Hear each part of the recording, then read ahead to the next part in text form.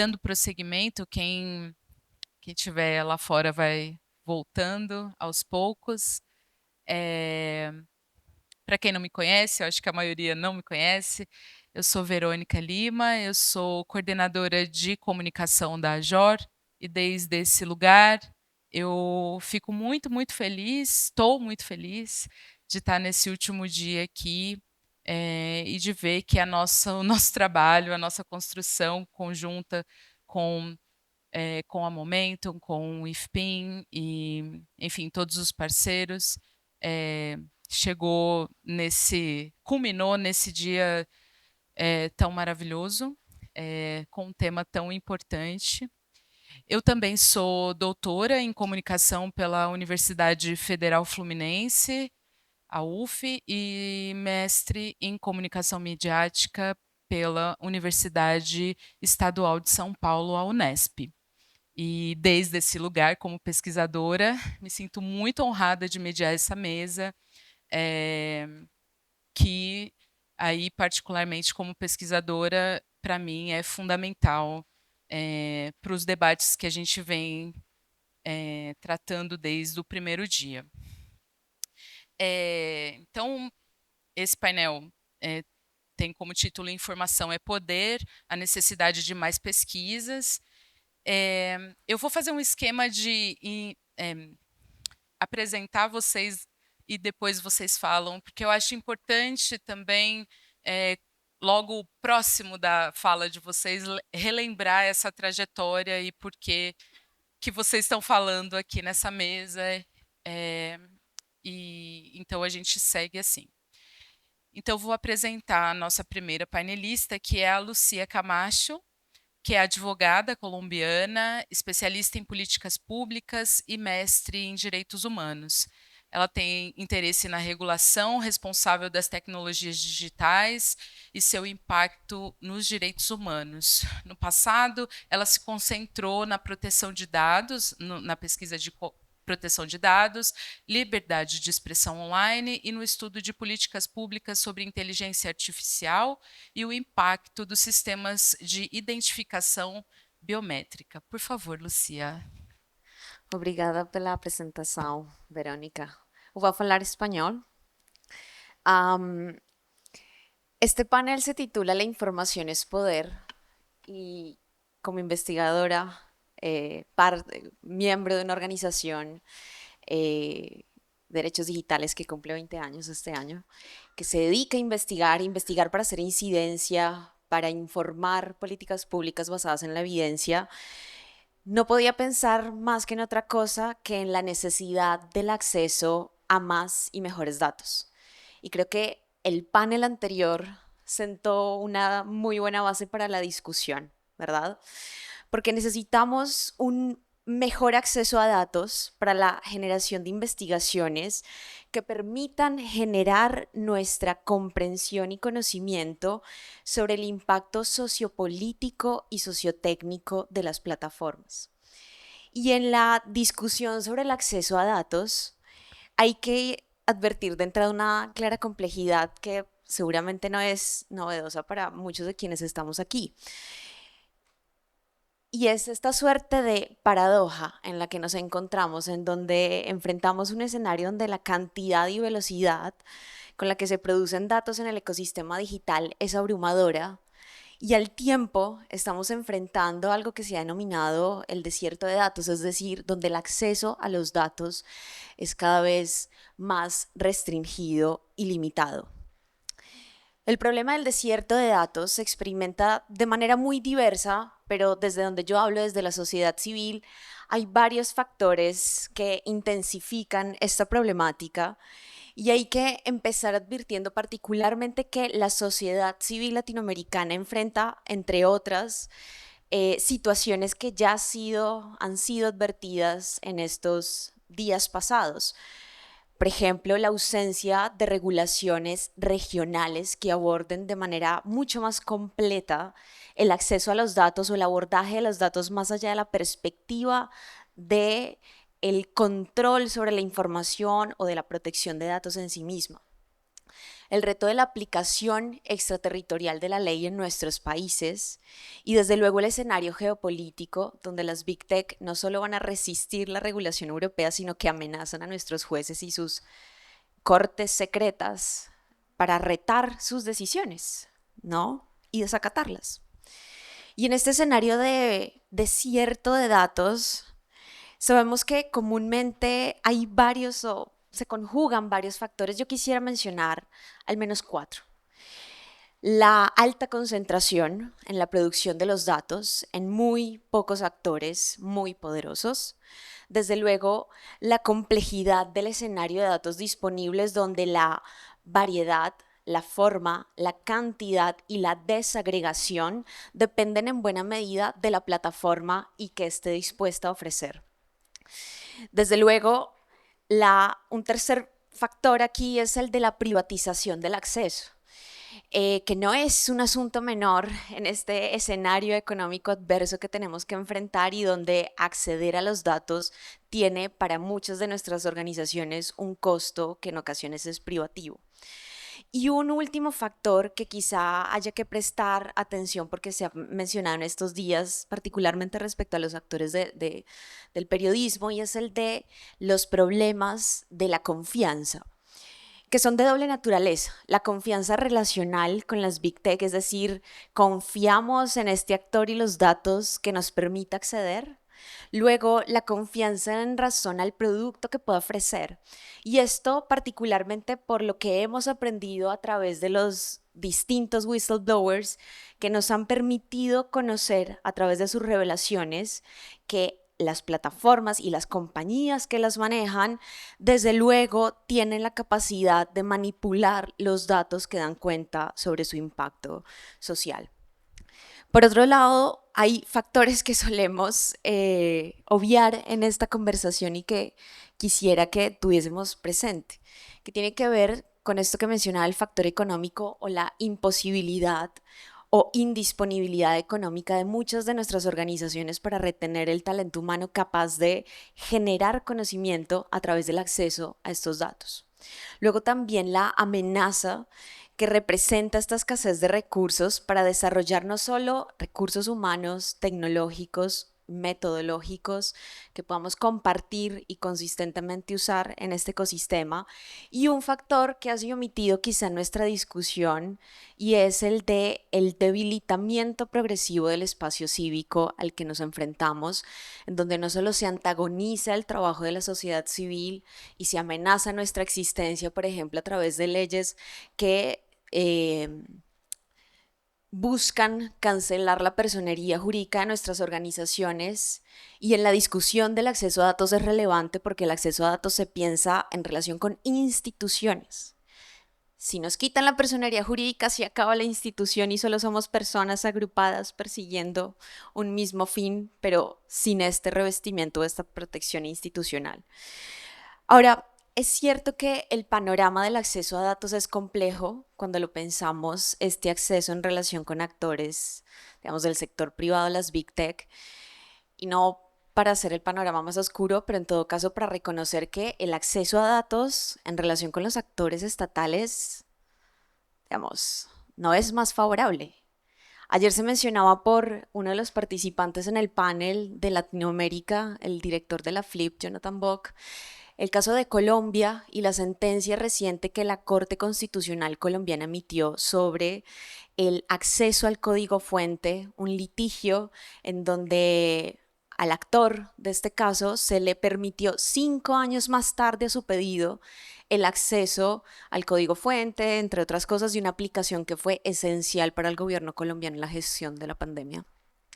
Entonces, cuando pensamos el acceso a datos en materia de este acceso, cuando los actores en cuestión son particularmente el Estado y las autoridades públicas, nos enfrentamos a escenarios donde el acceso es igualmente dilatado, ¿no? Y está mediado por una muy alta judicialización de este tipo de casos, pero además por una progresiva merma y debilitamiento de nuestras leyes de acceso a la información. El caso de México, ayer se publicó por los colegas de R3D que están aquí presentes una preocupación ¿no? Respecto a la reglamentación nueva que surgió de la Ley de Acceso a la Información y Protección de Datos, que constriñe o restringe el acceso a la información pública en Argentina, en diversos países. El acceso a la información pública se ha limitado y se ha dicho, usted puede preguntar sobre estos temas y sobre estos no. Y en otros casos simplemente muy buenas leyes no están siendo aplicadas o se aplican de manera tardía. Entonces, necesitamos información, necesitamos conocimiento, la información es poder, pero enfrentamos serios retos. Ahora, ¿cómo resolverlos? Yo no tengo la respuesta, al menos yo no debería darla exclusivamente, pero este es el espacio para invitarnos a pensar en las alternativas posibles. Gracias.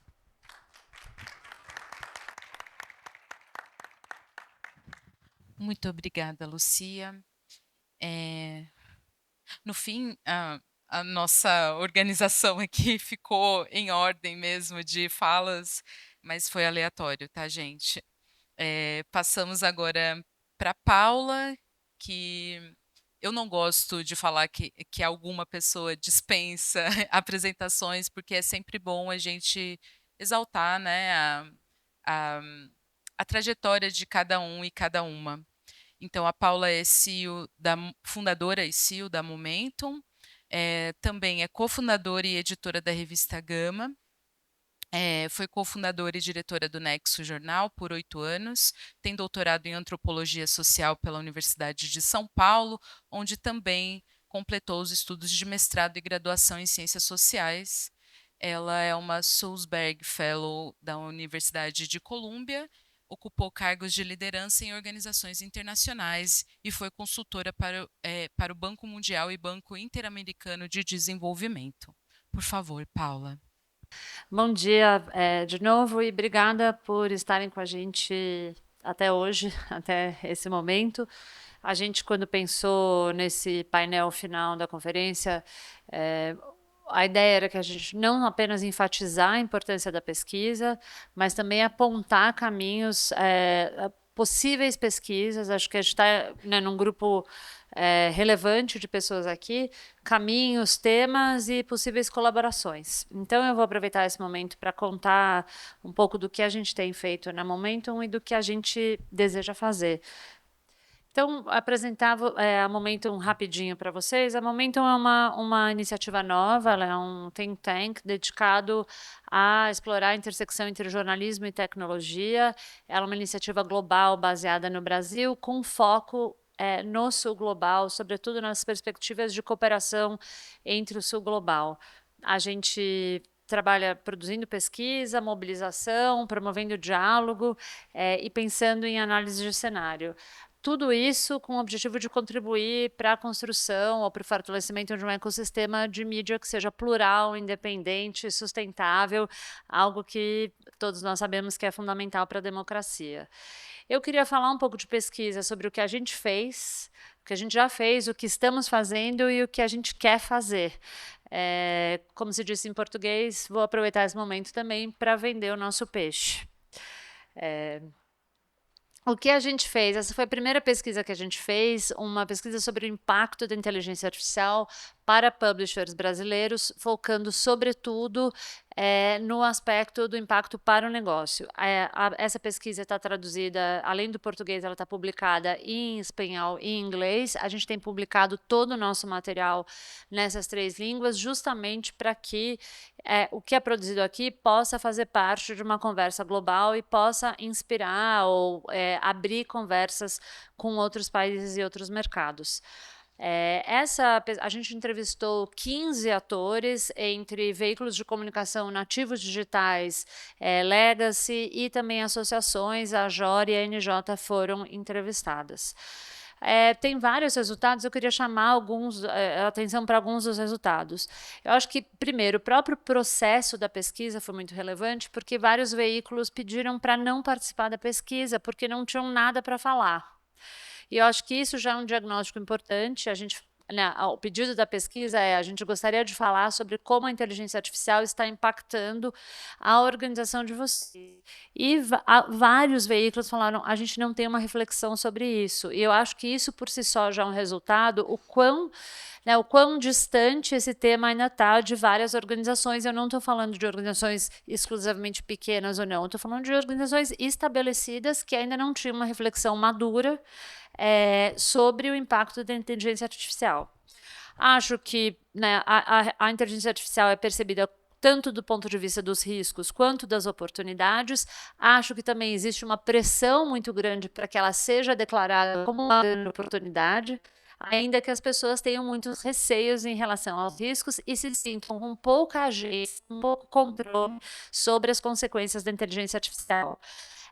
A capacidade de bloquear a coleta de dados é apontada como um grande receio, sobretudo em relação, obrigada, ao dilema entre gerar, né, uma possibilidade de geração de receita, ao mesmo tempo um receio de reduzir o alcance do seu conteúdo e basicamente ficar fora da internet. Acho que aí dentro do tópico licenciamento de conteúdo existe um elemento que junta veículos grandes e pequenos, que é a dificuldade de atribuir valor aos seus conteúdos. A Anya Schifrin, que está aqui, fez um exercício muito importante de justamente atribuir valor ao conteúdo jornalístico, e esse é um grande desafio para os publishers pequenos ou grandes aqui no Brasil, que é uma falta de conhecimento, critério para se sentar numa mesa de negociação, conseguir efetivamente atrair valor para o seu conteúdo. E entre um dos aspectos que eu queria chamar a atenção, não é simplesmente a assimetria de poder entre as empresas de tecnologia e as empresas de comunicação, mas também a assimetria existente entre o próprio mercado brasileiro. O que eu quero dizer com isso? Um receio de que a inteligência artificial vá concentrar um mercado que já é profundamente concentrado, que esse passe a ser um jogo exclusivamente daqueles que já estão ganhando e sigam vitoriosos de forma absoluta. O relatório está lá disponível no nosso site. Eu vou avançar para o que estamos fazendo agora. Então, acabamos de consolidar essa parceria entre a Momentum, o Núcleo Jornalismo e o International Fund for Public Interest Media, numa pesquisa nova, onde a gente vai tentar entender, a partir de uma pesquisa que o Núcleo fez, o Sérgio está aqui, identificando que apenas 1% dos publishers brasileiros estavam bloqueando os seus sites para coleta de dados por parte de inteligência artificial. Então, esse foi um número bastante expressivo. Essa é uma pesquisa que vai começar a ser feita no Brasil a partir da base de dados do Atlas da Notícia. E a ideia aqui é que a gente possa desenvolver uma interface que as pessoas, que os publishers, pequenos ou grandes, possam ter mais agência, possam ter mais capacidade de decidir se eles querem bloquear ou não, para quem, como, e que essa seja uma decisão e não simplesmente uma consequência. A ideia é que a gente comece a fazer no Brasil e possa, eventualmente, aplicar isso para outros mercados. Então, por favor, acho que essa é uma pesquisa que também parte muito da ideia de colaboração, então eu resolvi falar dela aqui para que a gente possa também abrir esse canal de diálogos diálogo com vários de vocês. E, finalmente, para usar meu último minuto, o que a gente gostaria de fazer, o que estamos tentando construir, uma pesquisa sobre hábitos de consumo de notícias por parte de jovens aqui no Brasil.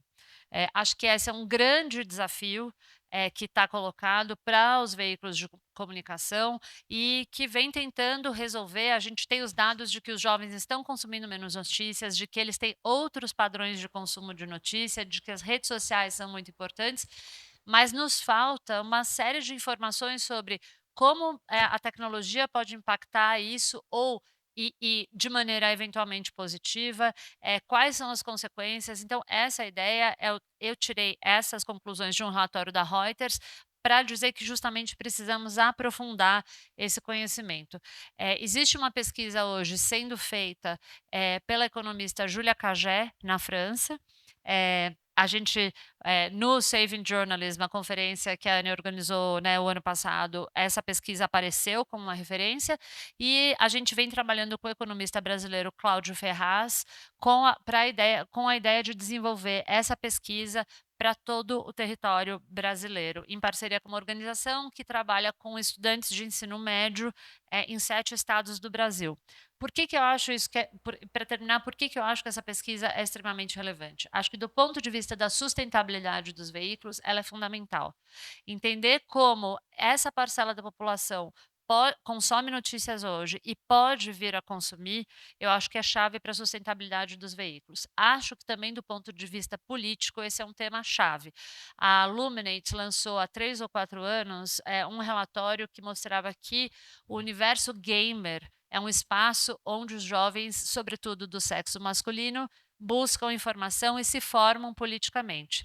Esse é um ambiente extremamente misógino, radicalizado, então é preciso que a gente entenda como é, e a gente está vendo as consequências desse tipo de formação do ponto de vista político hoje. Uma radicalização, sobretudo dos jovens homens, que tem consequências, inclusive, eleitorais, enfim, comportamentais. Então, acho que é o tipo de pesquisa que também nos informa nessa frente.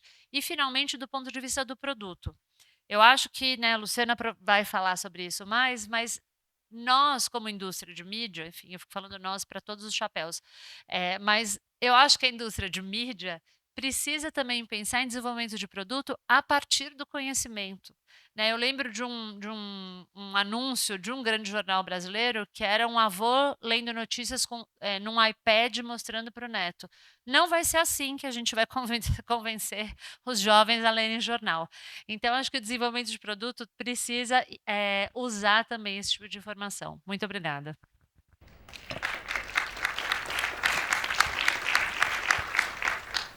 Muito obrigada, Paula. Vou passar agora para a Luciana Cardoso, que é Media Business Advisor no Media Development Investment Fund, com ampla experiência em produto, marketing e tecnologia. Ela atuou em organizações como Estadão, Grupo Bandeirantes, IBM, Quartz, desenvolvendo estratégias que alinham a audiência, tecnologia e negócios. Ela tem formação em sistemas de informação e jornalismo e sua trajetória inclui gestão de produto, planejamento e inovação no setor de mídia. Por favor, Luciana. Obrigada pelo convite.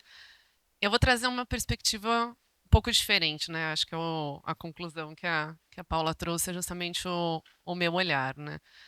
E eu até estava fazendo uma reflexão desses últimos dias, porque quando a gente pensa aqui, né, no nome da conferência, de tech a jornalismo, é um pouco do caminho que eu fiz, né? A minha formação foi justamente em tecnologia e foi por aí que eu comecei, depois que eu entrei no mundo de mídia. E eu fico pensando sempre que o produto é o que faz essa intersecção desses 2 universos, né, da tecnologia, do jornalismo, e eu sempre me considerei um pouco a tradutora entre esses 2 mundos, né, uma hora estando de um lado, numa hora estando de outro lado.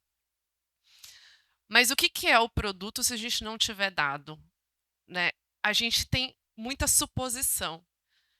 E hoje isso está em todas as organizações, não é? Eu acho que das grandes, das pequenas, mas a necessidade da pesquisa, a necessidade de ter essa informação mais apurada de quem a gente está falando, ela é essencial, né? Hoje a gente fala muito da apuração do conteúdo, obviamente do ponto de vista jornalístico, mas quando a gente fala do olhar de produto, o que que a gente sabe da nossa audiência, né?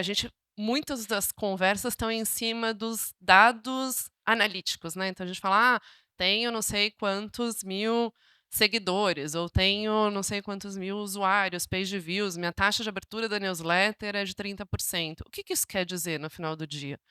Né? O que que a gente sabe exatamente das necessidades desse nosso público? Como a gente consegue entender ele? Né? E a gente pode, do ponto de vista de pesquisas, né, desde pesquisas através de formulários, de pesquisas simples, quantitativas, mas o quanto a gente está se aprofundando nessas pesquisas qualitativas, né? E aí eu vou para um lado, que é quantas das organizações têm condições financeiras, condições de tempo, de parar e falar, bom, agora eu vou pesquisar minha audiência, agora eu vou falar de uma maneira mais próxima com a minha audiência, com quem de fato é o meu público. Eu vejo isso acontecendo em pouquíssimos lugares, né? A Verônica mencionou minha passagem pela Quartz e foi um dos lugares que eu consegui ver isso um pouco mais de perto. Né, a Quartz, por ter uma tradição em produto, né, pelo seu CEO ter todo esse conhecimento de produto com ele trouxe isso muito para dentro da organização. Mas era uma atividade muito pontual, né, de conseguir falar no 1 a 1 ali com a audiência, a cada 2 semanas, por ali, para conseguir entender um pouco mais sobre o que a audiência precisa.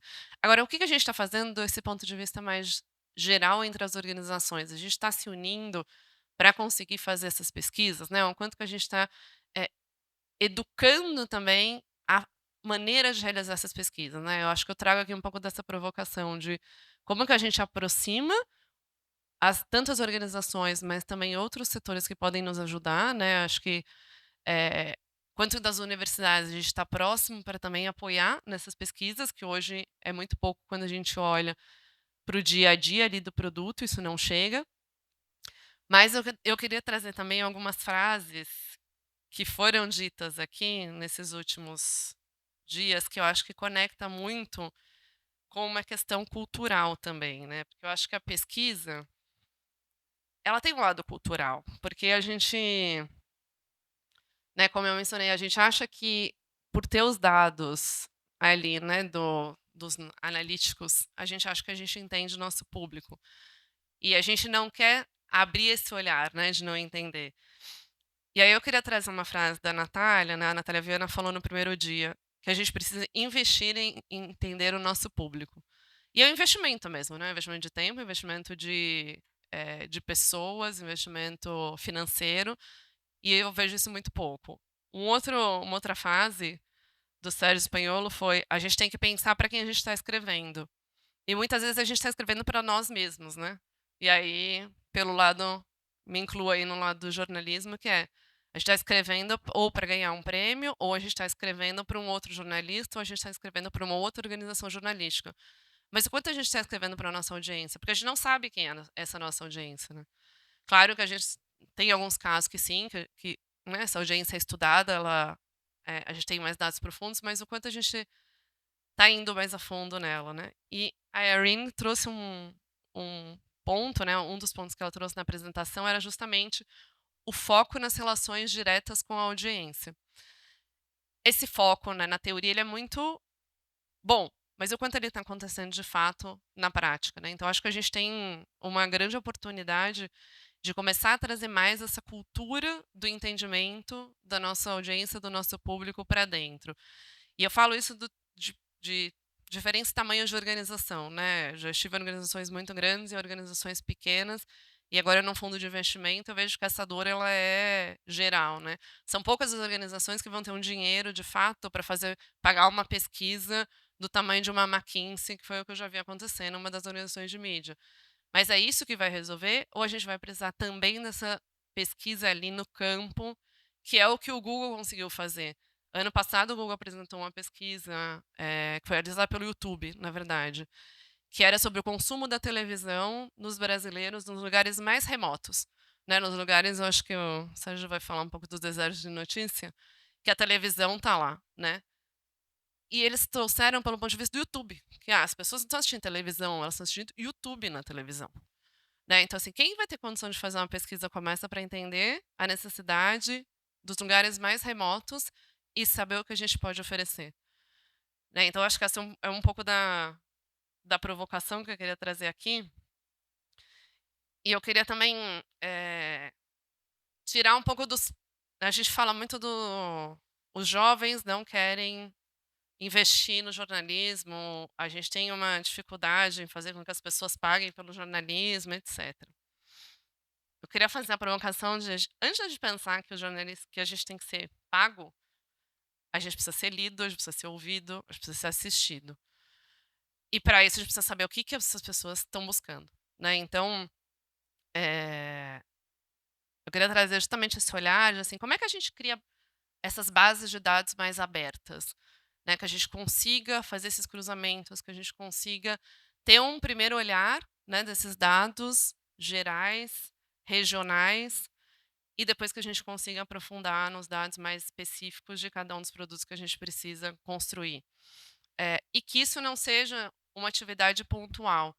né, muitas vezes, quando a gente consegue, né, internamente um recurso, a gente fala: "Bom, vou fazer uma pesquisa agora", e a gente fica com uma foto por muitos anos, que não é o que acontece, né, a gente precisaria estar fazendo isso em todos os momentos, né. Então, como que a gente oferece uma formação prática em métodos de pesquisa e como é que a gente promove essas parcerias entre as redações, os pesquisadores, né, todos os órgãos envolvidos. Então acho que, assim, além do lado do financiamento, né, tem um lado da articulação, né, como é que a pesquisa, ela deixa de ser uma exceção, que é o que acontece hoje, e ela passa a ser parte da infraestrutura que a gente tem dentro das organizações. Obrigada.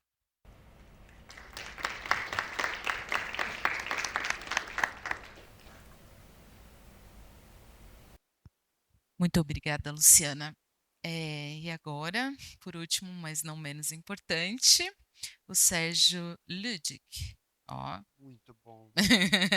É jornalista, presidente do Projor, Instituto para o Desenvolvimento do Jornalismo, editor-chefe do projeto Comprova na Abrage e coordenador da equipe de pesquisadores da tão importante pesquisa que é o Atlas da Notícia. Por favor, Sérgio. Obrigado, Verônica. Bom dia para todo mundo. Prazer estar aqui. Muito obrigado pelo convite. Paula, estou achando esse evento extraordinário, com muitas perspectivas, muito interessantes. Mas eu queria me alinhar um pouco ao que a Carolina tinha falado, porque a gente tem falado muito aqui em jornalismo de modo geral, em tecnologia, em jornalismo independente, né, em jornalismo digital, e muito pouco no jornalismo local, né? Eu sei que as associações nacionais estão aqui representadas, mas a soma, para vocês terem uma ideia, a soma de todos os veículos associados à ANER, à JOR, à NJ, não dá 2% do que é o universo de veículos no país, né? Então, me parece, e trago isso como provocação, que o jornalismo local, esse jornalismo que está na base da formação da cidadania, né, mas que é um jornalismo precário, muitas vezes, às vezes dependente do poder público, né, sucumbe a essa dependência, talvez ele não esteja representado devidamente, não só neste, mas em vários outros eventos que a gente participa, né? E eu acho que entender essa realidade é importante. Eu queria trazer alguns dados aqui para ajudar nessa elaboração, né? Na última edição do censo do Atlas da Notícia, que a gente nem trata mais como pesquisa, a gente trata como censo mesmo, porque ele tenta mapear toda a presença do jornalismo local em seus vários segmentos no país, a gente elencou 14.400 veículos jornalísticos ativos no Brasil. Desses, 5.340 são digitais, né? O digital é o segmento que lidera o ranking de veículos desde o último censo. Nesse mesmo censo, a gente identificou 2.712 municípios, que é quase metade dos municípios brasileiros, que são os desertos de notícias, esses lugares que não contam com nenhum veículo sediado ali no município, fazendo cobertura local, oferecendo serviços e informações sobre o lugar onde as pessoas vivem, onde vivem quase 30 milhões de brasileiros, né, vivem em desertos de notícias. Para vocês terem uma ideia, a gente tem um range aí entre municípios entre 800 habitantes e 100 mil habitantes que não dispõem de jornalismo local em atividade. Fora isso, tem mais 2 em cada 10 municípios que são quase desertos, né? Os quase desertos são os municípios que têm 1 ou 2 veículos no máximo, né? E a gente tem algumas pesquisas já feitas no Atlas sobre isso. Eles estão no limiar, né, de se tornarem desertos se não forem protegidos. Esses veículos estão numa condição de sobrevivência, muitas vezes, com uma receita mensal de menos de $5.000, Alguns dos veículos que a gente pesquisou sequer tiveram receita durante um ano inteiro. Eles não têm pessoas dedicadas à gestão, dependem exclusivamente da publicidade para sobreviver, e em muitos casos quem vende a publicidade são os próprios jornalistas. Os desertos de notícias, eles vêm sendo reduzidos por conta do florescimento do jornalismo digital, por iniciativas que muitas vezes são individuais, né? E o jornalismo, é bom lembrar, muitas vezes é resultado de uma ação coletiva, mas o Atlas já tem registrado na base 1.729 iniciativas jornalísticas formadas por uma única pessoa, né?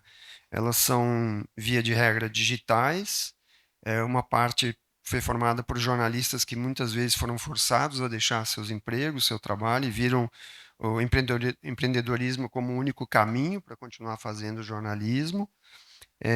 Eles começam com pouco ou nenhum planejamento, motivados muitas vezes pela falta de barreiras para entrar nesse negócio digital, né, para criar um veículo digital.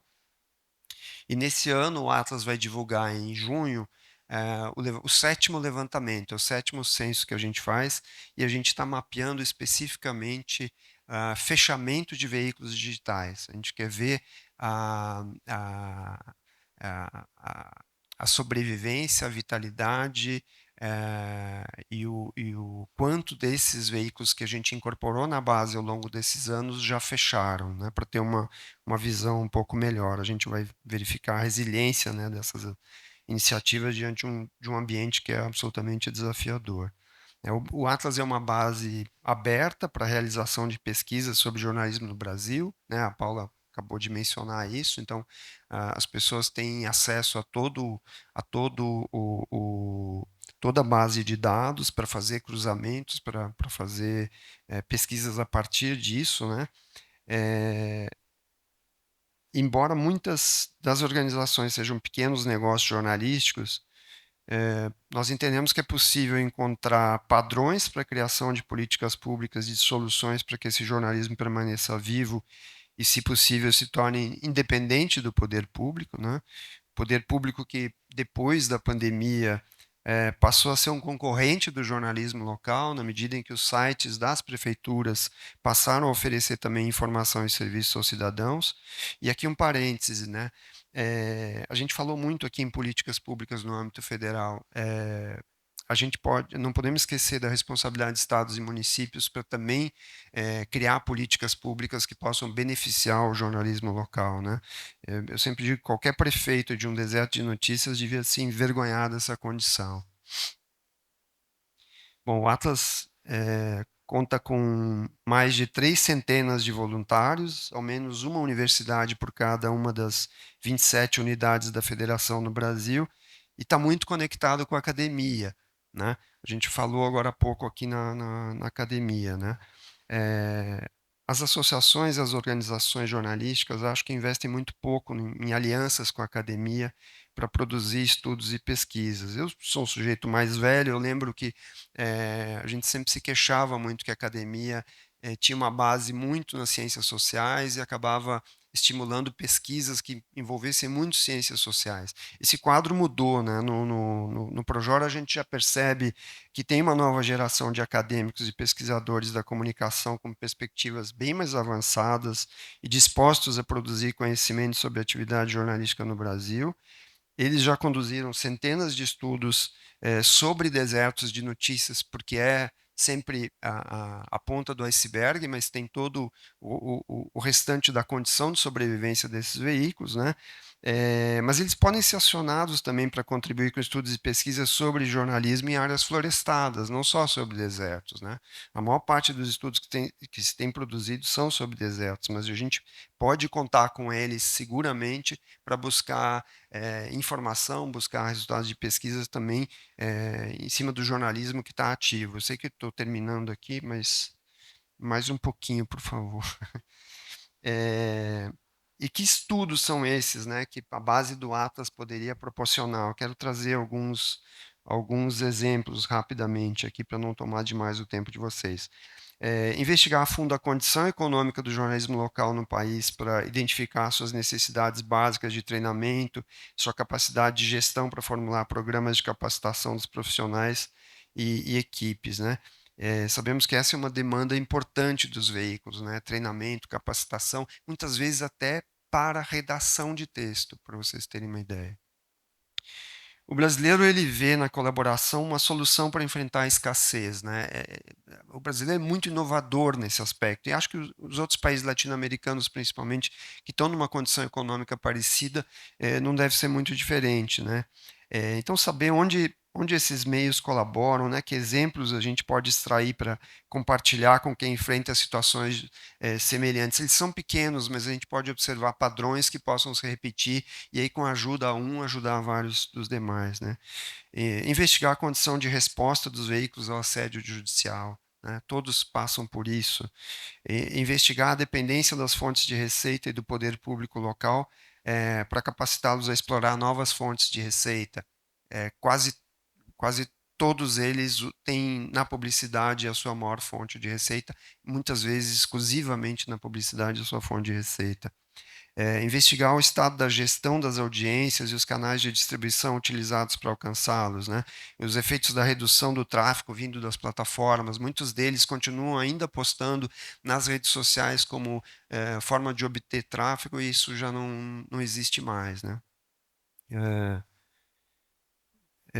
Que uso eles fazem, que uso os meios locais fazem da lei de acesso à informação, se é possível, por exemplo, definir estruturas mínimas para operar em municípios de acordo com a população e seu território. Eu ontem perguntei para a Islânia, que estava falando sobre criar, no primeiro dia ela falou o barco flutuante, né, a redação flutuante que ela queria falar. Eu perguntei para ela se ela sabia quanto isso ia custar, e ela ainda não tinha feito. Eu disse, olha, você precisa fazer isso, a gente precisa saber quanto vai custar.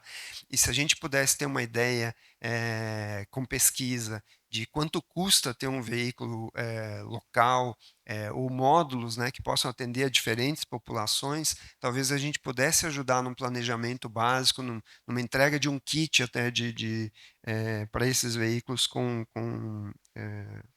soluções, né, para o seu trabalho, porque eles entram porque não tem obstáculos e depois não conseguem dar continuidade.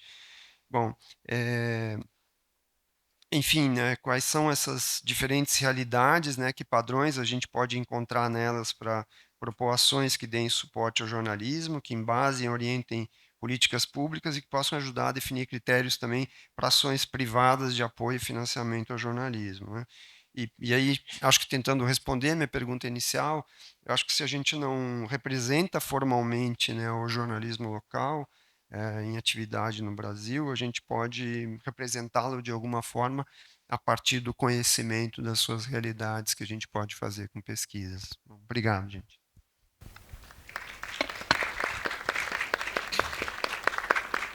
Bem, gente, muito bom. Obrigada, Sérgio. Eu vou passar para as perguntas já, mas eu vou fazer um comentário bem breve. Primeiro, citar, né, o Sérgio estava falando da importância da gente pensar em políticas públicas locais e na conexão com a academia, né?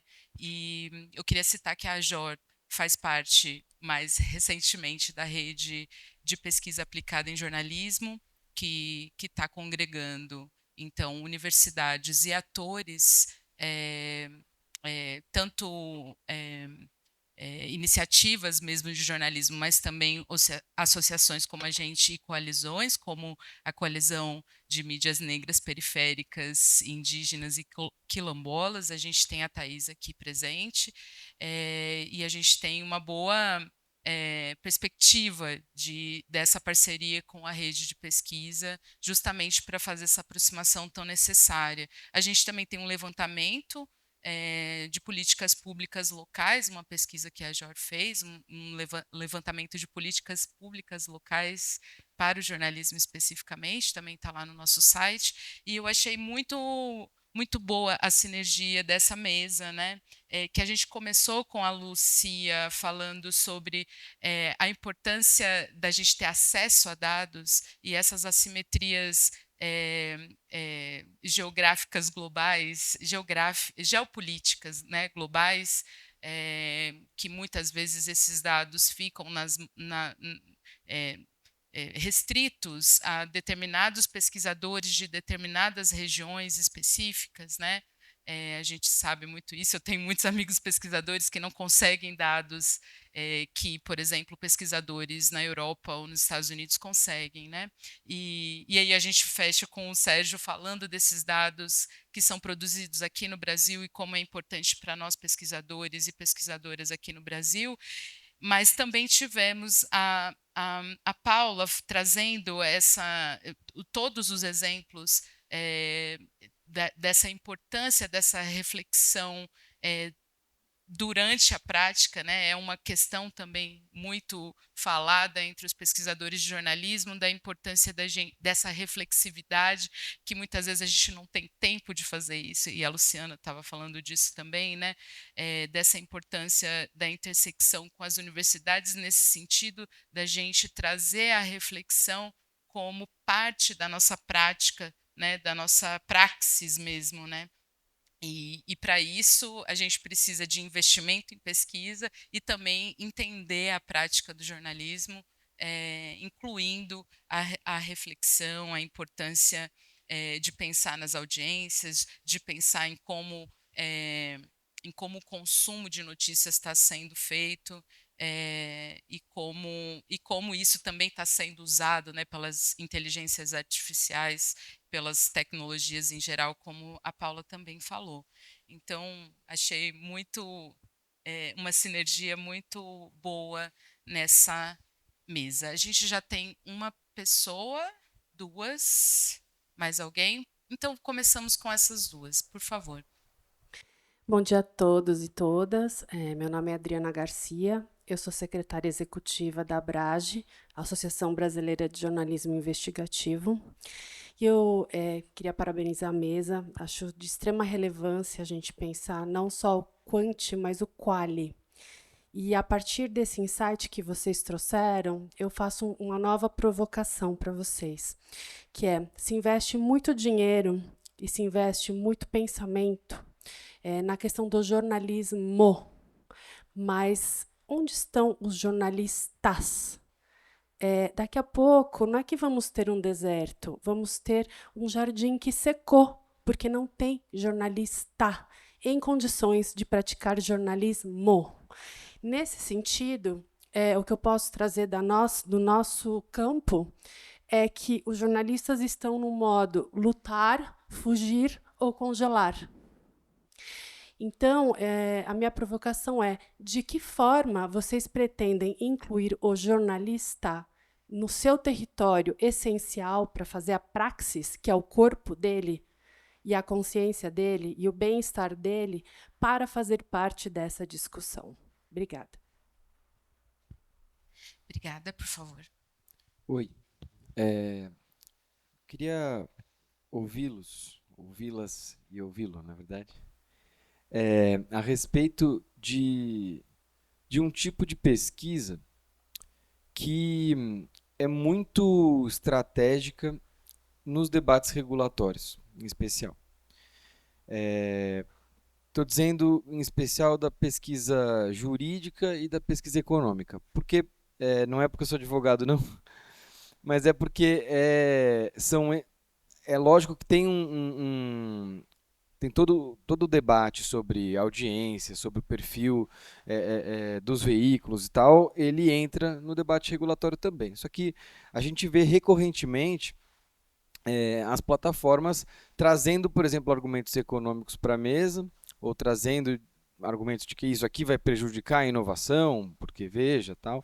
Esse estudo que o Google soltou ontem, né? Fizeram lá um teste e mostraram que não tem diferença nenhuma se você tirar as notícias. E aí, esses dois campos, né? Eles são campos que, diferentemente, eu acho, que dos censos, a pesquisa jurídica e a pesquisa econômica são muito capturados, porque é caro. Né? É caro você contratar alguém para fazer um grande estudo econométrico. Se muito, você consegue fazer um estudo de mercado numa autoridade da concorrência. mas também o estudo vai estar sempre ligado a um caso. Então, eu queria ouvi-lo sobre isso, pensando em quais são os melhores arranjos para a gente começar a produzir esses estudos, pensando aí na discussão econômica e dentro da discussão jurídica, né, em especial o debate de tributário, o debate de formas de governança, que é um debate de direito administrativo, e também no debate de antitrust, né? Como que a gente vai conseguir, por exemplo, formar profissionais dessas áreas para serem nossos aliados, que não são profissionais que têm conflito de interesse e estão advogando ou estão sendo consultores das plataformas que estão do outro lado da mesa, enfim, queria ouvi-los. Obrigada, mas por favor. Oi, gente. Vou aproveitar esse espaço aqui também para dialogar, né, para a gente ir construindo. Então, eu já compartilhei aqui publicamente que a gente aprovou, quer dizer, já fez a primeira etapa de aprovação para a gente ter um recurso para fazer pesquisas em jornalismo que forneçam evidências para a política pública de promoção do jornalismo. Então, todas as pesquisas que têm a ver com diagnóstico do setor nos interessam, né? Todas as pesquisas que têm a ver com entendimento do perfil do brasileiro para consumo de notícias nos interessa. Como alterar esses cenários e fazer pesquisa aplicada? Se a gente fizer isso aqui, ajuda? Se a gente fizer, por exemplo, eu não acho, Luciana, assim, eu acho super interessante a gente saber o que o nosso leitor tá... Nosso, quem sou eu? Não escrevo mais nada, já faz um tempo. Assim, só escrevo nota técnica. Mas, além do que, enfim, o público consome hoje, como a gente pode mudar esse comportamento? Assim, o que a gente pode... Como a gente pode promover o jornalismo? Hoje, essa é uma grande preocupação. E aí eu já falei sobre isso e a resposta foi, não, mas está na Constituição, podemos fazer políticas, porque... Sim, mas, gente, a gente não melhora a nossa situação se a gente ficar apostando só no que está escrito. A gente precisa que as pessoas estejam engajadas com o jornalismo, né? Tudo que diz respeito a qual é o treinamento e capacitação que precisa ser oferecido, inclusive em termos práticos. Então, testar formações em determinados veículos nos interessa. Entender o que a rede de pesquisa aplicada em jornalismo está fazendo. Entender, então, tudo isso nos interessa. Então, queria aproveitar esse momento também para que seja um convite para o diálogo. Acho que é isso que eu queria dizer, mais um convite mesmo, né? E dizer que a gente pretende também já anunciar algumas pesquisas, porque a gente estava, enfim, negociando isso à parte, estávamos em diálogo com a Embaixada do Reino Unido, mas, enfim, vamos ver aí quem são os parceiros para a gente fazer isso e poder anunciar publicamente em breve, tá bom? Obrigada. Obrigada, Marina. Quem gostaria de começar? Acho que...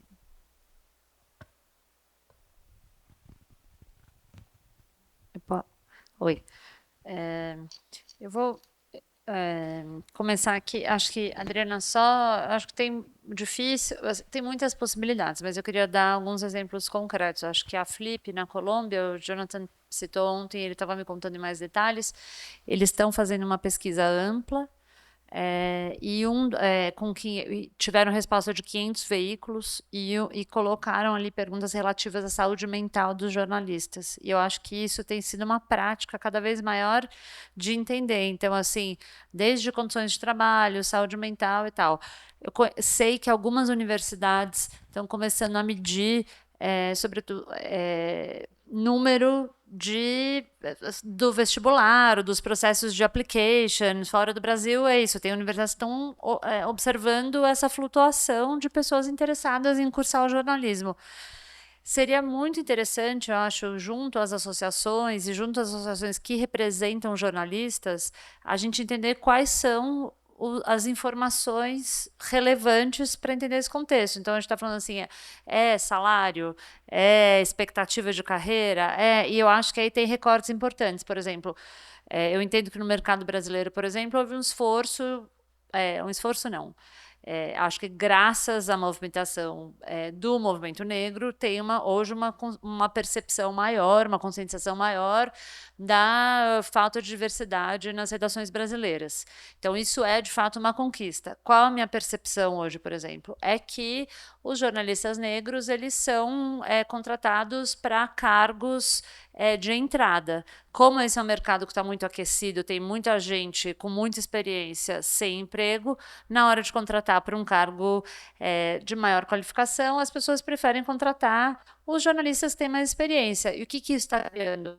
Situação onde jornalistas negros não têm a possibilidade de progredirem dentro das redações e, portanto, eventualmente alcançar um cargo de liderança. Então, acho que entender essas dinâmicas de mercado também é muito importante para que... Então, eu diria, vamos fazer um inventário do tipo de informação que é necessária para que a gente possa se distribuir entre as várias organizações que estão aqui fazendo pesquisa, começar a observar isso.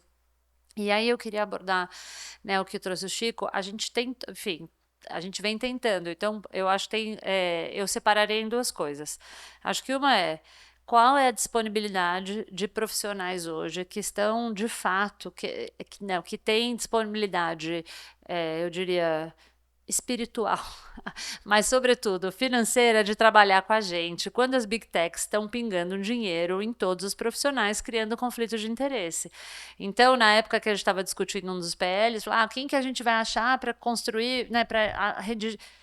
Todo mundo conflitado, porque todos os escritórios de advocacia médios ou grandes têm as Big Techs como clientes. Então, eu acho que a gente tem que achar o nosso pessoal e deixar essas pessoas em constante alerta. Acho que é uma coisa de construir essas relações, e a gente fez isso recentemente, trabalhando diretamente com o escritório de advocacia que é especializado em direito tributário, o tipo de coisa que a gente tem que aprender, infelizmente.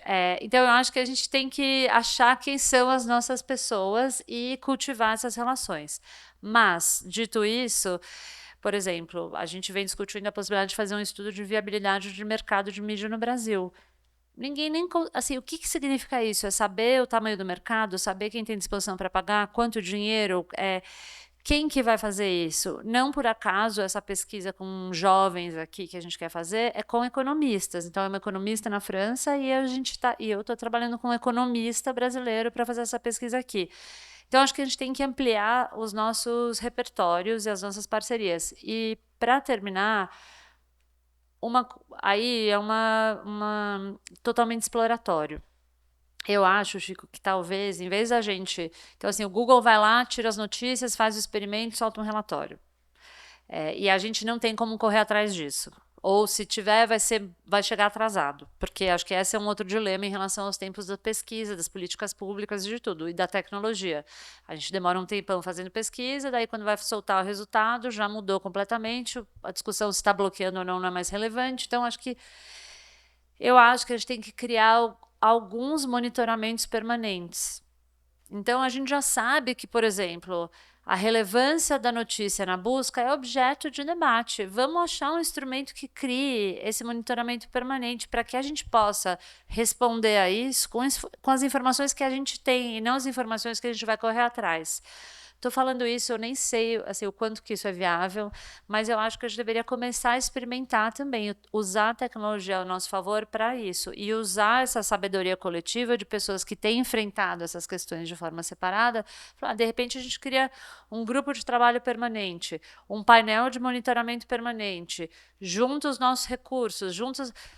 Assim, o que é hoje estratégico? Que tipo de informação estratégica a gente precisa ter para confrontar esse argumento imediatamente e não correr atrás?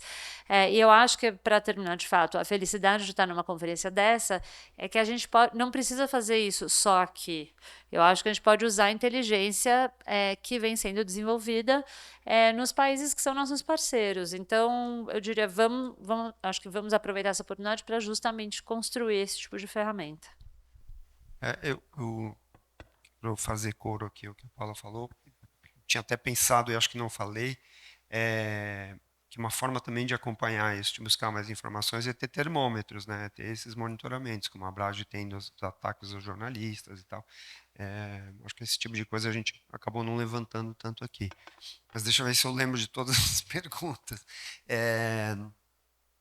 Uma das coisas que a Adriana falou sobre o jornalista, né? Acho que mencionei aqui o número de iniciativas individuais. E são basicamente os jornalistas trabalhando por sua própria conta e risco e tal.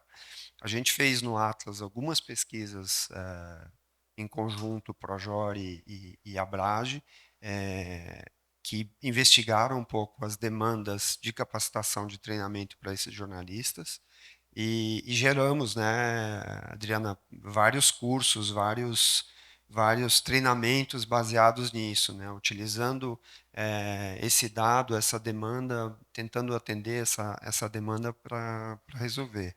Então, me parece que treinamento, gestão, trabalho colaborativo, entendimento de alianças, né, com quem você pode colaborar para melhorar o seu trabalho, é fundamental enxergar isso, ver que experiências já estão sendo feitas para servir de referência para outras. E eu acho que a aliança, ela também vale, a colaboração também vale para atender a outras demandas, né? Para atender essas pesquisas que talvez exijam maiores recursos, né? A gente tem grandes redes de pesquisa no Brasil, né? Tem pelo menos 3 delas que apoiam o Atlas, né? Intercom, SPPJOR e esqueci a BERJ, que funcionam em rede, né, que podem ser associados. A gente pode ter pesquisas que uma pessoa desenvolva numa região, mas pode se juntar a outras de outras regiões. Então, eu acho que essa coisa de construção de alianças e produção colaborativa, ela é muito importante, ela pode ser a solução em momentos de escassez. E, e já esqueci o que eu ia falar mais, mas preciso fazer um alerta de conflito de interesses, que é o seguinte: o Atlas da Notícia ele foi financiado nas 6 primeiras edições pela Meta e agora é financiado pelo Google, tá bom? E o 5 primeiras. O Sérgio é o criador do Atlas da Notícia, parceiro de tecnologia até hoje, e ele tem criado, e foi bom ele ter falado, porque era uma das coisas que eu deixei de falar, que ele tem criado várias possibilidades com o uso da base do Atlas da Notícia, criou uma API para isso, e a possibilidade de, inclusive, cruzar com outros dados socioeconômicos, que vão ajudando muito, né, a enxergar a realidade desses municípios, dos veículos que atuam neles. E acho que é isso.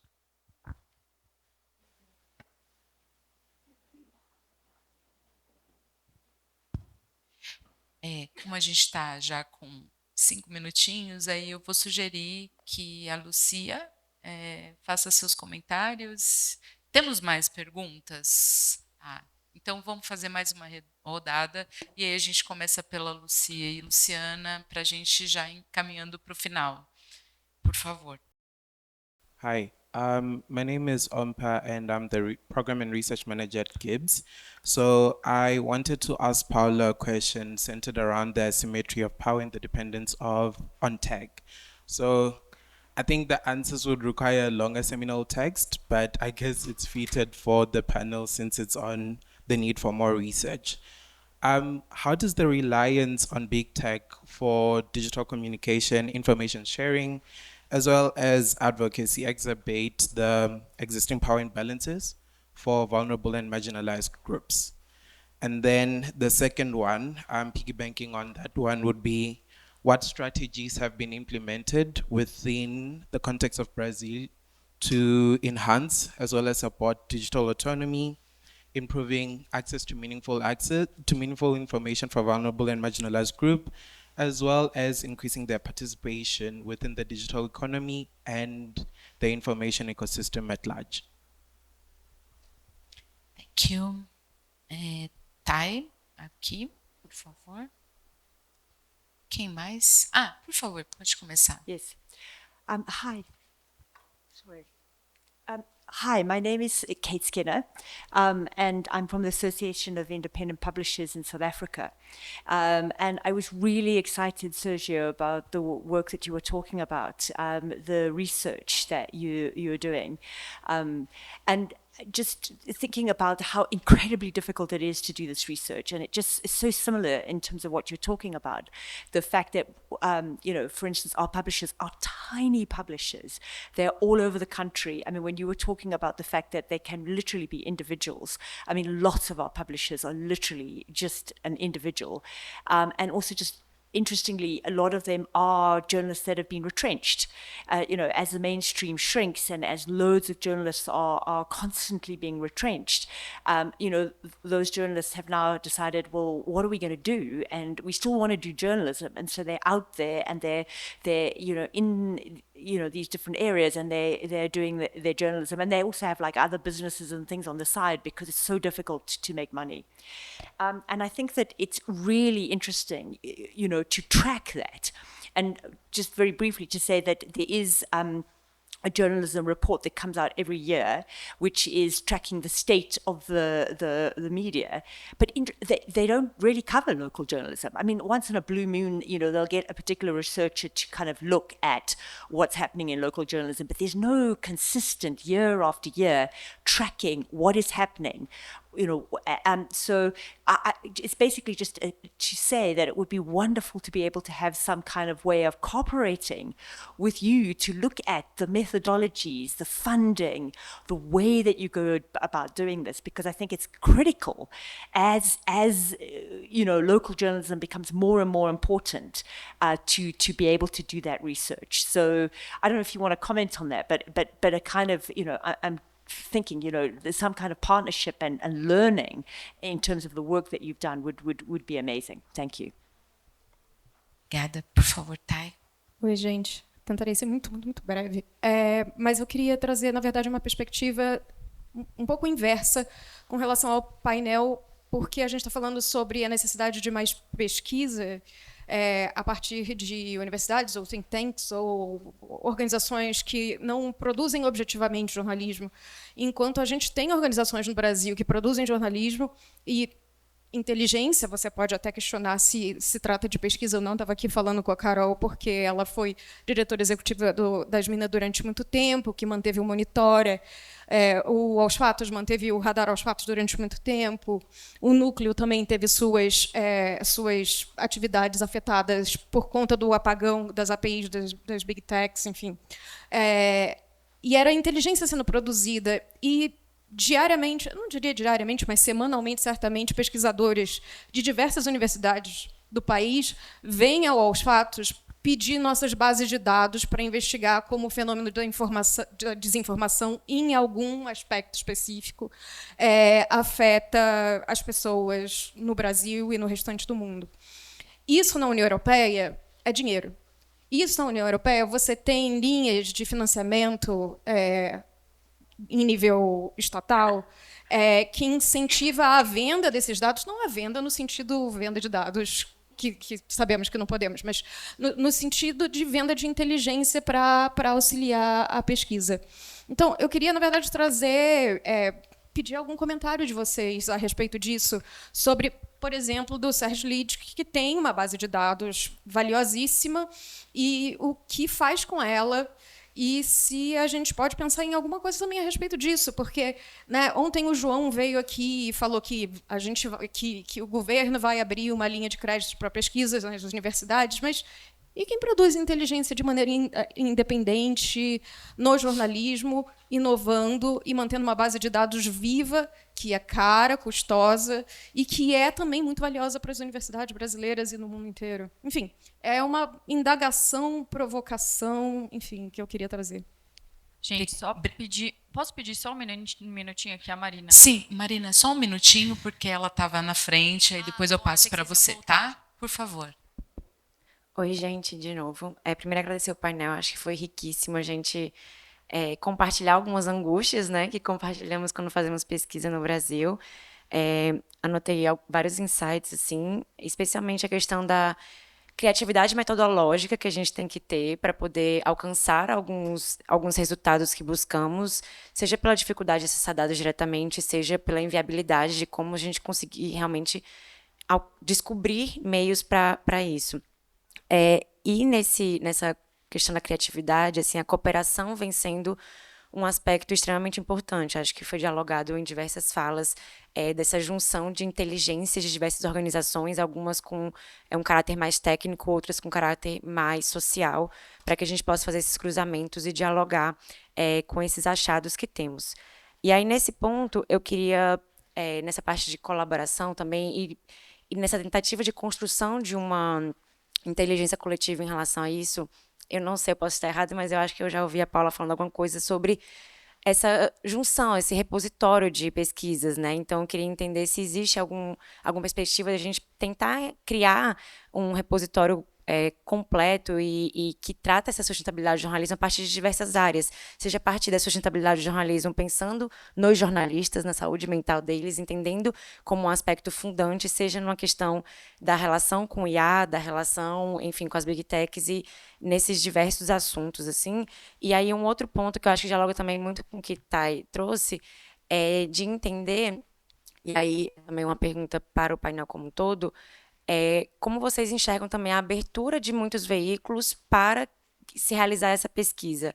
Alguns, a gente falou de problemas de confiança, né, no painel anterior, a Lúcia também trouxe essa questão da confiança, muitas vezes, tanto de pesquisadores como da sociedade civil, chegar e pedir os dados. O meu sentimento é que muitas vezes o jornalismo independente ele tem um espaço muito mais aberto para que a gente possa trocar dados, e aí acho que cabe muito o debate sobre a remuneração disso ou de como a gente consegue viabilizar isso, mas o jornalismo independente vem sendo um grande aliado da pesquisa acadêmica e da pesquisa da sociedade civil, enquanto outros atores não têm essa abertura. Então, eu queria ouvir também um pouco sobre como talvez conquistar essa confiança para poder fazer um diagnóstico mais preciso em relação a isso. Eu só peço para você ser bem objetiva, que a gente está Super com objetiva. Thay, o que o João mencionou não é só para a universidade. Não, a gente entende que tudo que a gente puder fazer de pesquisa, tanto no âmbito mais focado no jornalismo, quanto a integridade da informação que envolve jornalismo, todos os eixos de fortalecimento da integridade da informação sempre vão ter jornalismo, mas vai ter desinformação. Não é acadêmico, simplesmente. E aí, só voltando à minha perspectiva, a gente precisa fortalecer quem já faz pesquisa. E quando a pesquisa for nova, digamos, não tem ninguém fazendo isso, então vamos fazer junto. Então, acho que essa é um pouco a perspectiva. E aí, só reforçar, né, esse projeto de pesquisa aí, que é a incubadora que foi aprovado, ele também visa criar um acompanhamento, se a gente conseguir chegar lá, que é um acompanhamento de como o jornalismo aparece no complexo ecossistema digital. Então, como é que o jornalismo está na busca? Porque cada um dos veículos ele é afetado por uma mudança de SEO, por exemplo. Mas a gente não consegue entender o que isso significa de uma forma sistêmica. Então, eu acho que a gente poderia avançar nesse sentido também, e aí já trazendo aqui as ideias para a gente seguir pensando juntos, aproveitando o momento, tá? Obrigada. Pronto. Eu vou propor que a gente faça a mesma ordem das falas e aí vocês podem responder. Tivemos algumas perguntas direcionadas e já fazer as considerações finais, porque a gente está com o tempo bem apertado, tá bom? Lucia, por favor. Hola. Bueno, por fortuna muchas preguntas están en este lado de la cancha. Pero el asunto de la confianza, que es algo que tratamos de meditar mucho al interior de Derechos Digitales.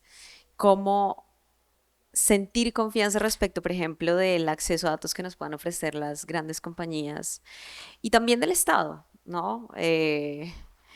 Luego, quizá haya que acudir a otro tipo de, digamos, marcos relacionales para ver cómo se dan esas situaciones o cómo se fortalece la confianza cuando uno no cree del todo en el otro actor que está al otro lado de la mesa, o cuando hay un desequilibrio de poder y un desequilibrio informativo, y quizá haya que esperar de buena fe una mayor apertura, un cambio de posicionamiento, bueno, tantas cosas que no sé si el escenario geopolítico actual nos permitan legítimamente esperar.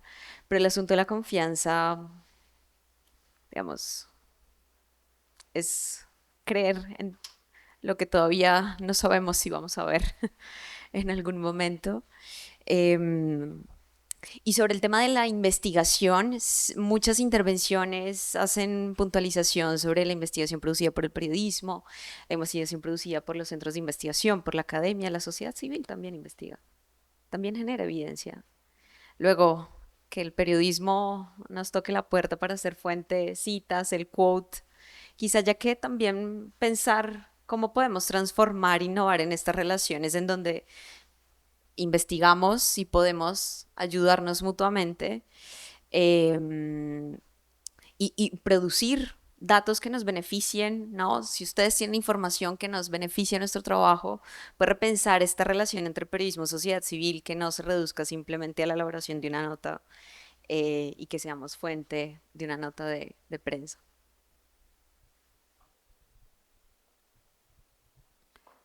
Eu queria só, antes do Sérgio responder, Kate, uma sugestão. Acho que a gente deveria ter um atlas sul-africano. Não, mas de verdade, eu acho que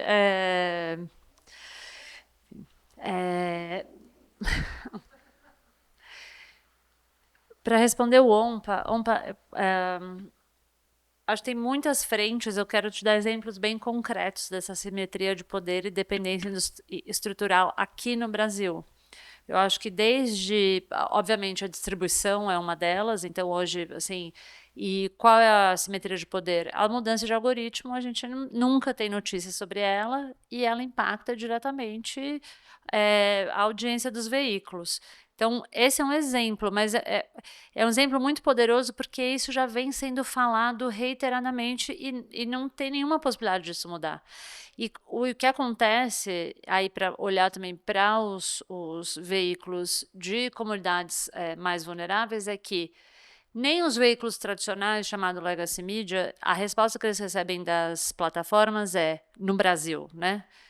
Não temos acesso, isso quem decide é a Califórnia, no caso do Google. A gente aqui não tem nenhuma informação sobre isso. Mas a gente consegue sentar na mesa com as plataformas. Esses veículos nem sentam na mesa, não existe um telefone, não existe um e-mail. Então, tem uma escada de acesso que, obviamente, os veículos periféricos, os veículos de cidades menores, esse acesso fica muito restrito. E isso se reproduz, inclusive, quando a gente está falando de transferência direta de dinheiro. Então, os programas das plataformas que transferiam dinheiro diretamente, também a seleção era feita com critérios completamente opacos, em acordos que não eram transparentes e com aporte de recursos que mudavam a característica do mercado brasileiro. Então, a gente não sabe quantos jornais ganharam e alguns desses programas não incluíam os veículos pequenos. Então, talvez o Google News Showcase era isso. Eles começaram com um programa de licenciamento de conteúdo só dos veículos grandes. E aí ainda fizeram um anúncio do jornal que era "Destacamos o bom jornalismo no Brasil", que era como se o bom jornalismo precisasse ser endossado pelo Google. Então, essa a assimetria de poder passa por todas essas questões. Eu acho que desde o simbólico, a transferência direta de recursos, até o impacto de como os nossos conteúdos vão se comportar. E, Liz, eu acho aí, só para terminar, desde que a Momentum foi lançada, a gente tem sido muito procurado por pesquisadores que trabalham com o tema de tecnologia e jornalismo.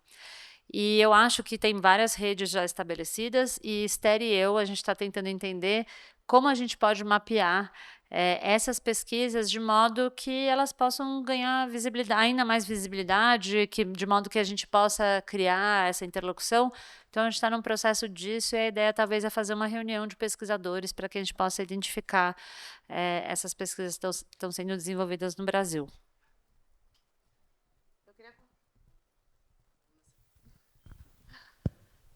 Agora foi. Eu queria comentar no ponto que a Thay trouxe, que o nome do painel aqui é Informação é Poder. E eu queria trazer, eu acho que esse poder nesse lado é dinheiro. Eu acho que as organizações têm uma oportunidade de criar uma nova linha de receita que não seja tradicional. E isso é pouco visto, porque eu acho que está todo mundo olhando para dois caminhos, né? Ou publicidade ou assinatura. E são raras as que têm um olhar de serviço. Por que não criar um serviço que você possa oferecer esses dados? Você não vai, como você falou, você não vai vender esses dados, mas que você possa oferecer esses dados de alguma maneira de consulta e, com isso, criar essa nova linha de receita. Eu acredito muito que isso possa ser um caminho. Tenho visto alguns casos particulares fazendo com até ferramentas próprias, né, que não é necessariamente dado, mas é com ferramentas próprias que podem ser usadas por outras organizações que têm as mesmas necessidades, né? Então acho que tem um caminho importante. E eu queria só comentar também o ponto de que normalmente as organizações de jornalismo independente são as que estão mais abertas a compartilhar os dados. Sim, eu concordo plenamente, porque já teve dos dois lados. Mas eu acho que tem muito a ver com o tipo das associações também, né? Quando você olha o tipo de engajamento entre os associados dessas associações, você sente a diferença entre a abertura de falar sobre os dados e a abertura de colaboração, né? Eu acho que isso, para se transformar, eu acho que é muito mais profundo, né? Acho que deveria, talvez, ter esse olhar pelas associações e, enfim, acho que vai levar muito tempo ainda. Aqui. Não sei se vou lembrar de tudo que tem que falar, mas bom, sobre Atlas, acho que a ideia de fazer um Atlas sul-africano é excelente, não só limitado à África do Sul, mas também a outros lugares. Nós somos, acho que, absolutamente parceiros para ajudar nisso, compartilhar a nossa metodologia. A gente fez, no ano passado, uma coalizão de veículos latino-americanos, de mapas, de mapeamentos como esse latino-americanos, que inclui Argentina, Chile, Venezuela, Colômbia e Brasil, se não esqueço de nenhum, acho que não. Nós ajudamos a construir as bases para o levantamento que foi feito na Argentina. O que é difícil nesse caso é da manutenção, então acho que o Atlas é um caso um pouco único assim de alguém de uma organização que consegue mapear todo o ecossistema seguidamente, né, quase anual, o trabalho é quase anual, e a gente tem esse esforço da colaboração, que é muito importante, né, que são mais ou menos 300 colaboradores que nos ajudam, nos auxiliam a fazer esse levantamento. O levantamento de desertos de notícias ele é muito difícil de fazer, é um trabalho de desbravamento, que você precisa ligar para prefeituras, ligar para comércio local, fazer buscas na internet. Antes a gente tinha CrowdTangle, que nos ajudava bastante nesse aspecto, e agora não temos mais acesso a isso, mas é um trabalho realmente difícil. Mas como ele é um trabalho colaborativo, eu acho que ele também há uma disposição de todas as partes de colaborar com isso. O Sérgio tem um vasto conhecimento disso na parte tecnológica, de desenvolver o arcabouço disso, as bases de dados disso. Acho um excelente interlocutor para a formação desse tipo de coisa. Então, é muito importante, porque muitas pesquisas, são centenas de pesquisas que já foram feitas com a base do Atlas, né? Esse trabalho inicial, se não houvesse o Atlas, de descobrir as organizações, identificar as organizações, tentar classificá-las de alguma maneira, fazer esses cruzamentos com outras bases de dados, é muito difícil, é muito oneroso, é muito trabalhoso. E acho que o Atlas dá essa condição para muita gente. Sobre a questão dos dados, né, de negociar inteligência, base de dados que a Thay levantou. No caso do Comprova, né, que é meu outro chapéu, a gente está ligado à Abrage, que é uma organização sem fins lucrativos e que tem um dos pilares a capacitação dos jornalistas, né? Então, praticamente todo dado que a gente levanta, todo o conhecimento que a gente vai adquirindo com o trabalho que tem sido feito, ele tem sido aplicado na formação de jornalistas, né? Então, no Comprova a gente já passou por 422 jornalistas que trabalharam lá e puderam receber formação das pessoas que estão ali envolvidas em relação a isso. A gente não tem nenhum projeto de negócios em cima disso, mas eu acho absolutamente viável, mas eu não tenho elaborado nada sobre isso ainda, mas acho, né, a Luciana tocou nesse assunto, eu acho que talvez tenha algum caminho por ali, mas eu não sei te responder qual seria. Bom, gente, estamos com o tempo já bem estourado. Eu acho que, como uma boa provocação para a pesquisa, aqui falando como pesquisadora, a nossa rodada final mostra que a gente tem muitos caminhos a caminhar, né? E isso é maravilhoso, isso é muito bom para que a gente construa juntas e juntos o conhecimento necessário, né? E vou pedir que a gente faça um caloroso aplauso para os nossos painelistas.